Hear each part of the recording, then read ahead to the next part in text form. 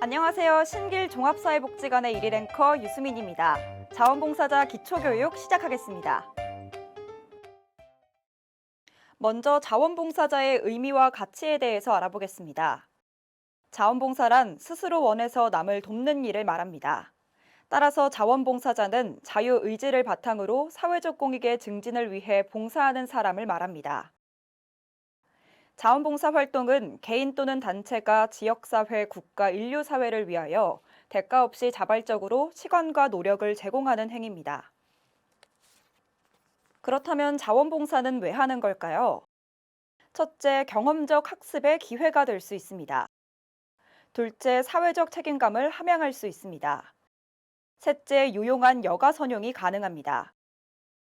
넷째, 공동체 의식을 증진시킵니다. 다섯째, 다양한 직업 세계를 경험할 수 있습니다. 여섯째, 지역사회의 참여 계기를 마련합니다. 마지막으로 자신의 소질과 능력을 개발할 수 있습니다. 자원봉사는 다음의 특성을 가집니다. 타인의 강요나 억압에 의한 것이 아닌 자발적인 의지에 의한 자유로운 활동을 하는 자발성. 정신적 보람과 만족 외에 경제적 보상이나 대가를 바라지 않는 무보수성.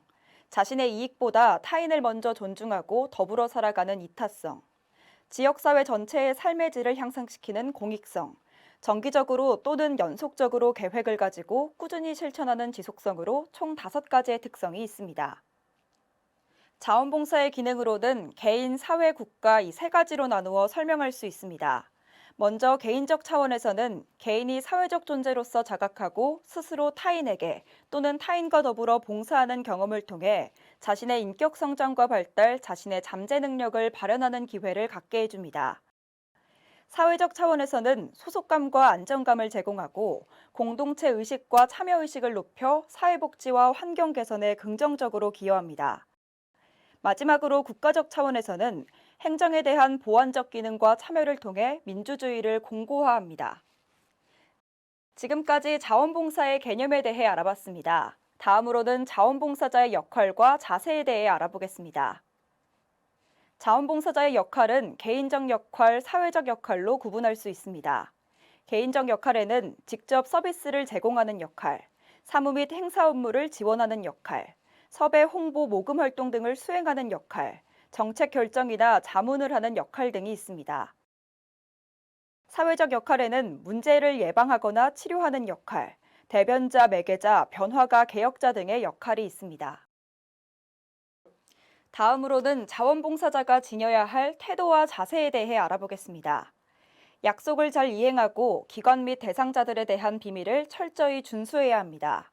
또한 대상자의 자기결정권을 존중하고 대등한 교류의 인식을 가져야 합니다. 자원봉사자 스스로는 자신에 대한 이해와 성찰, 그리고 봉사활동에 대한 책임감이 필요합니다. 자원봉사자는 다음의 원칙을 가지고 활동해야 합니다. 인권을 존중합니다. 민주주의 정신을 존중합니다. 자원봉사 본연의 목적을 기억합니다. 실제 봉사활동을 행할 때에는 관심 있는 일 또는 주위의 일부터 시작하는 것이 좋습니다. 그리고 겸손한 태도와 감사하는 마음을 가지고 임합니다.